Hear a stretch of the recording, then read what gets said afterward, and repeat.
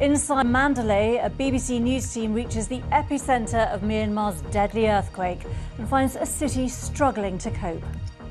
Good evening from Bangkok, where you can see they're still searching the debris after that devastating earthquake in neighbouring Myanmar, which brought the high-rise behind me down to the ground. And we start the programme tonight with a special report from inside Myanmar, from our correspondent Yogita Lamai. The military government says the death toll now stands at almost 2,900 people. But as you'll see from Yogita's report, the actual death toll could be much higher. The military government seized complete power in 2021 and enforced an authoritarian rule that pushed the country into civil war.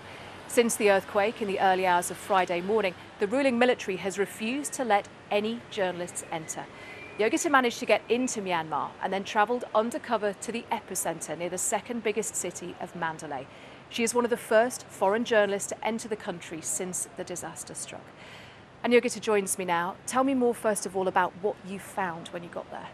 Anna, you actually start seeing signs of the destruction on the way to Mandalay. The main highway is actually damaged. There are cracks running through it.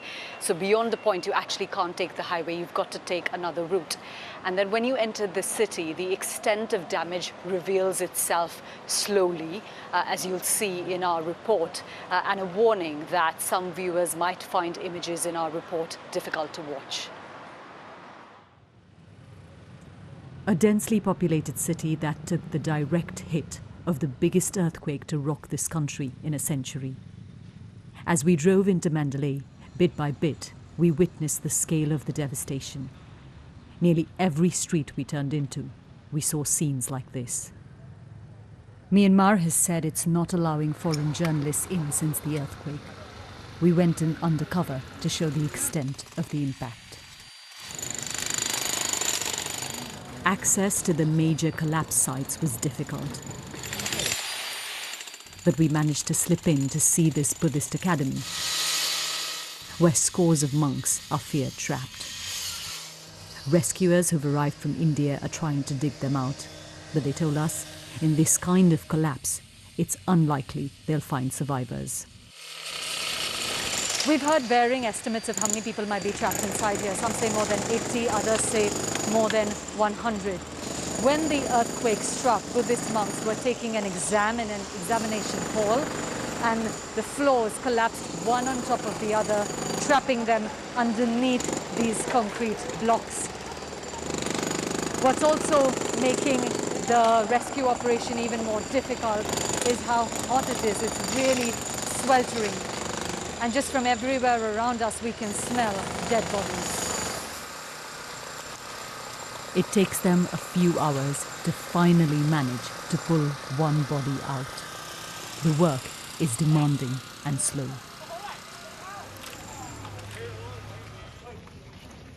Families who've been waiting in the compound for news of their loved ones rush to the ambulance to take a look. The stench here is now overwhelming. An official shows a photo and explains that the body was found crushed under a pillar. Agonizing moments pass as the families try to identify the dead man. But he's not recognizable. 29-year-old U Thuzana is one of those who was taking the exam. His father, a farmer, Ula Ong, tells us, knowing my son ended up like this, I'm inconsolable. I'm filled with grief.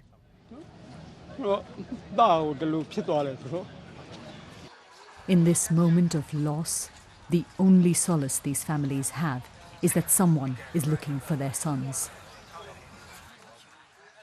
But we saw multiple sites where rescuers haven't even reached. This is a hotel that was being converted into an office space. 5 workers were trapped inside. One of them is 21-year-old Saihan Pa. His mother, Nan Shin Hein, has been waiting on the street outside for nearly 5 days for someone to go and search for her son. I'm very distressed. I'm just holding on, hoping to see my son's face. Whether he's dead or alive, I just want to see his body. Not far away, we stop when we see a funeral ritual being carried out just by the side of the road. The destroyed home behind belonged to a couple in their 60s, Ula On Keng and his wife, Dao Mamarte. Their bodies were dug out from this rubble not by authorities, but by locals using basic equipment. They were found with their arms around each other. It's unclear if these deaths are being counted, or if we'll ever know how many have really died. We're seeing scenes of destruction like this one across Mandalay, and the reality on the ground is there just aren't enough pairs of hands to dig through the rubble to look for survivors or even the dead. And a large part of the reason for that is the complicated political scenario in this country. It's got a civil war going on, and since 2021 it's been run by a military government which took control in a coup. Myanmar's ruling junta has uneasy relations with many foreign countries, especially Western nations, which means more foreign manpower cannot freely come in. This has already hampered the possibility of finding survivors. We also managed to slip into Mandalay's main hospital, where we found more evidence of how overwhelmed facilities are. What we're seeing here is hospitals that are stretched past capacity, and they can't even go inside because the building is damaged. And so people are just being treated here outside. There's a shortage of medicines, of blood. The Myanmar government has put out an appeal for all of those things, but much more is needed here. 14-year-old Shwe Gi Tun Phu has an injury to her head. She's responsive, but in a serious condition. Her family by her side. In another bed, Zaza says she has an abdominal injury, her daughter propping her up. Everywhere we see families who are stepping in to do what trained medical staff should. There aren't enough doctors or nurses. We had to leave quickly for fear of being apprehended by authorities. And we couldn't go to see if the morgue was also overwhelmed. Parks and spaces all over the city have become makeshift camps for those displaced by the earthquake. There's no official count of how many have lost their homes. The aid distribution we saw was largely being carried out by small groups with limited stocks. Not enough supplies for the enormous needs. People scrambling to take what they can get.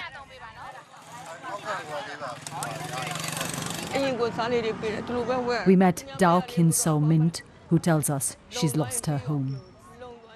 I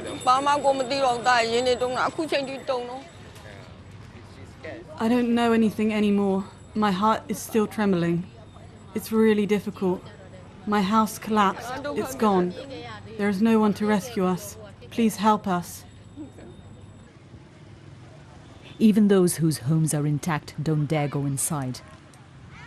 There have been multiple big aftershocks in the days following the earthquake. This is a city living outdoors, a city living in terror. And Yogita is with me here in Bangkok tonight. You've just left Myanmar and looking at what is an incredibly powerful report there, clearly a huge lack still of humanitarian aid. And people on the ground as well, rescue teams on the ground. This is a government, it's a junta-ruled country which has uneasy relations with the US, the UK, lots of other foreign countries, and that's the reason why it hasn't opened up to foreign rescuers in the way that you would see in the case of other natural disasters. There are teams from India, from China, from Russia, from some other Southeast Asian countries as well, but it's simply not enough. The other thing you would normally see in a country that has suffered such a big disaster is the armed forces being pressed into action for relief and rescue operations. But up until today, when the military junta finally announced a ceasefire in the ongoing civil war, you actually still had the military carrying out operations against insurgents, and they were not present on the field in search and rescue operations in the way that you would have expected them to be. And among all those challenges that the survivors face is fear. Absolutely. There have been aftershocks almost every night. While we were there was one of magnitude 5. So when it becomes evening, you see people pulling out their mats, mattresses, blankets, benches, and just coming out and sleeping on the streets of the city. Some of them, of course, actually don't have homes to go back to because they've been destroyed. Others have homes that are damaged. But there's also fear in another way. This is a country that has an oppressive rule carried out by the junta, so people are quite hesitant to speak to us. That's something we encountered as well. And given that we were undercover, we had to be really careful in the way that we approached people and how much time we spent on the ground as well. Yogita, thank you for being with us tonight. You can read more about Yogita's journey into Myanmar on the BBC News website. Let's turn to the Myanmar earthquake now, and remarkably, 5 days after the devastating quake, rescuers are still finding survivors. Early today, 3 people were pulled alive from the rubble, 2 of them from the ruins of a single hotel. More than 3,000 people are now known to have died in the earthquake. The latest from our Asia correspondent, Debbie Edwards. All you can see are hard hats and a deep hole that's been drilled in the concrete. Then suddenly, a face and a smile. It's just after midnight and they have reached a man buried in the rubble of a hotel for 5 days.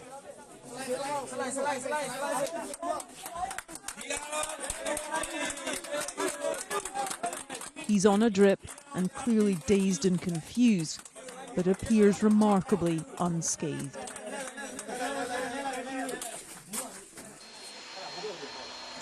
By morning, at the same hotel in the Burmese capital, another miracle. Another man has been pulled out alive. He shields his eyes from the daylight and is carefully stretchered with his neck held in a brace. Trapped for all those days, he must have feared the worst. And so did his loved ones. They are overwhelmed with relief and thanks for the team of Burmese and international rescue workers that saved him. In Mandalay, at the site of a collapsed apartment building, time is running out in the search for survivors. The distress of the families of the missing can be heard in the voice of this woman. "Stay strong, my little brother," she cries. "We are here for you." The World Food Programme has established food and water distribution points. Most of the people in these queues have been left with nothing. They find themselves living destitute and in despair on the streets of their city. Late on Wednesday afternoon, footage emerged of a survivor in Sagaing. Just when they thought there would be no more rescues, this 47-year-old man was discovered in the wreckage of a guest house. A glimmer of hope in a country where it is fading fast. Debbie Edward, ITV News.